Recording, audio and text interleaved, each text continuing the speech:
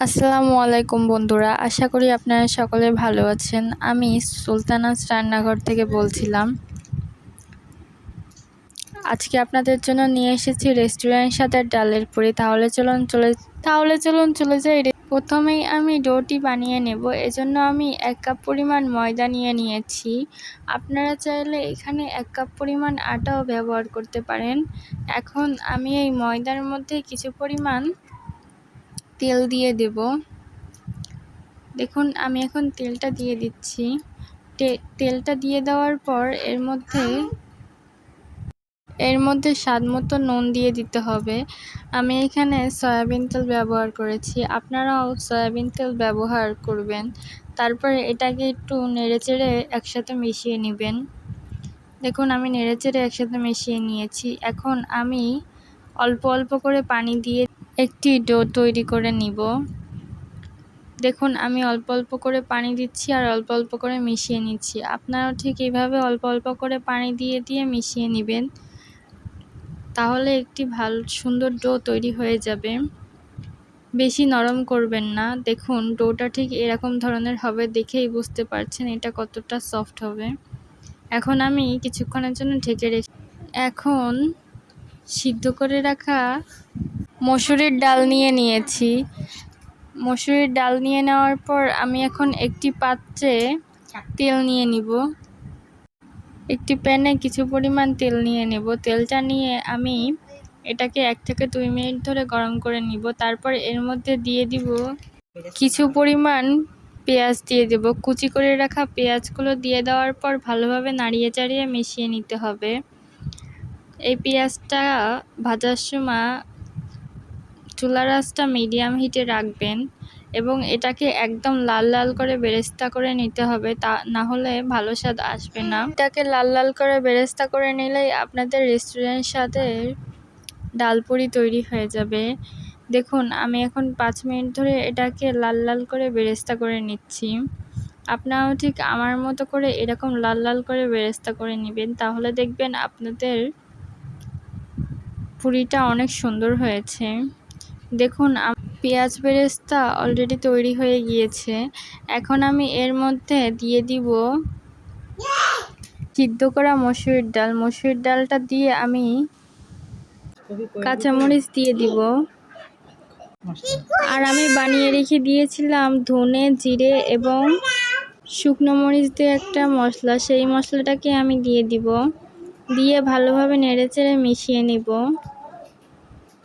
এখন এর মধ্যে আরও কিছু পরিমাণ চাট মশলা অ্যাড করে দিব, এটা স্বাদ বাড়ানোর জন্য। এটা আপনারা অবশ্যই অ্যাড করার চেষ্টা করবেন, তাহলে স্বাদটা দ্বিগুণ হয়ে যাবে। দেখুন, আমি সবগুলো মিশ্রণ উপকরণ দিয়ে দিয়েছি। এখন আমি স্বাদ মতো নুন দিয়ে দিব। তারপর ভালোভাবে নেড়েচেড়ে মিশিয়ে নিব সবগুলো উপাদান। দেখুন, আমি খুব ভালোভাবে নেড়েচেড়ে মিশিয়ে নিচ্ছি। এ পর্যায়ে আপনাদের চুলার আঁচটা মিডিয়াম হিটেই রাখবেন। দেখুন, আপনারা এভাবে নেড়েচেড়ে ডালটাকে পুরো শুকনো শুকনো করে নেবেন। অনবরত নাড়াচাড়া করতে থাকবেন যাতে এটা পুড়ে না যায়। এটার একটা সুন্দর একটা স্মেল আসবে দেখবেন। দেখুন, আমার ডালটা প্রায় শুকনো হয়ে এসেছে। এখন আমি ডোটাকে নিয়ে নিব। ডোটাকে নিয়ে আমি এটাকে ভালো একটা শেপ দিয়ে লিচি কেটে নিব।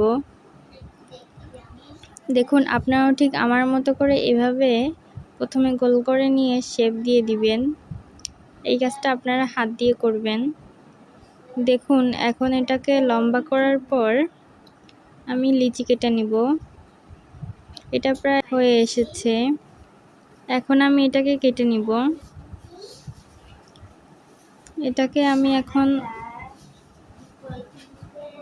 একই শেপের করে কেটে নিচ্ছি। আপনারাও চেষ্টা করবেন সবগুলো একই শেপের করে কেটে নিতে, তাহলে দেখবেন অনেক সুন্দর এসেছে আপনাদের সব সাইজগুলো। দেখুন, আমার কেটে নেওয়া হয়ে গিয়েছে।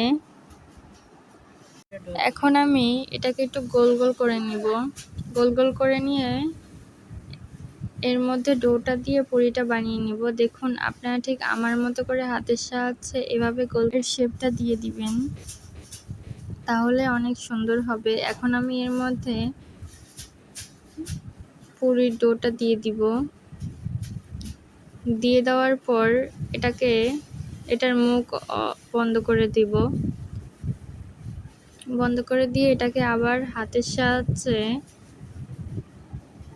চ্যাপ্টা করে নিব। দেখুন আমার চ্যাপ্টা করে নেওয়া হয়ে গিয়েছে। এখন আমি আরও একটা বানিয়ে নিব। আপনারাও এভাবে একের পর এক বানিয়ে নেবেন। দেখবেন যাতে ডোটা দেওয়ার পর পুরিটা ফেটে না যায়। দেখুন আমি আরও একটি বানিয়ে নিয়েছি। আপনারাও ঠিক আমারভাবে বানিয়ে নেবেন। আমি এখন এক এক করে সবগুলো বানিয়ে নিচ্ছি। এখন আমি একটি পিঠায় অল্প একটু আটা নিয়ে নিয়েছি। অল্প একটু আটা নিয়ে এবার পুরিগুলোকে আমি বেলে নিব।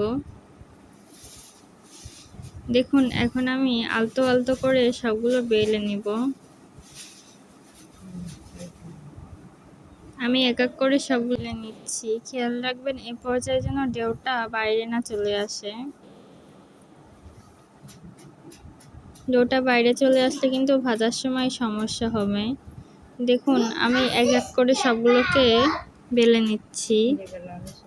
এখন চুলায় একটি কড়াই নিয়ে এর মধ্যে তেল দিয়ে দিব, গরম করে নিব। এটাকে গরম করে নেওয়ার পর এর মধ্যে দিয়ে দিতে হবে পুরিগুলো। এখন আমি এক একটা করে পুরি দিয়ে দিব।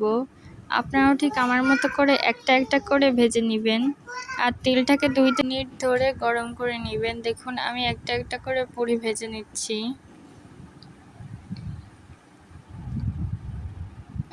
পুরিটাকে এপিঠ ওপিঠ 2 পিঠ করে ভেজে নিতে হবে। পুরিটাকে লাল লাল করে ভেজে নেবেন আপনারাও ঠিক আমার মতো করে। দেখুন আমার পুরি ভাজা প্রায় হয়ে গিয়েছে। এখন আমি এটাকে তুলে নিব। তারপর এর মধ্যে আরও একটা পুরি দিয়ে দিব। তারপর এটাকেও ভেজে নিব। দেখুন আমি ভেজে নিচ্ছি। আপনারাও ঠিক আমার মতো করে এক একটা পুরি এভাবে ভেজে নেবেন। আমার ভাজা প্রায় কমপ্লিট হয়ে গিয়েছে। আমি এখন এটাকে উঠিয়ে নিব। দেখুন আমি এখন এটাকে উঠিয়ে নিচ্ছি। এখন আমি সবগুলো পুরি এভাবেই ভেজে নিব। আপনারাও ঠিক আমার মতো করে ভেজে নেবেন। দেখুন আমার পুরিগুলো বানানো প্রায় শেষ হয়ে গিয়েছে। এই যে রেডি হয়ে গিয়েছে। দেখুন তৈরি হয়ে গিয়েছে আমার রেস্টুরেন্ট স্বাদের পুরি। আশা করি আপনাদের কাছে ভিডিওটি ভালো লেগেছে। ভিডিওটি ভালো লাগলে অবশ্যই আপনারাও এভাবে বাসায় পুরি বানিয়ে ট্রাই করে দেখবেন। আর ভিডিওটি ভালো লাগলে অবশ্যই লাইক সাবস্ক্রাইব করে আমাদের পাশে থাকবেন। আজকে এ পর্যন্তই। আল্লাহ হাফেজ।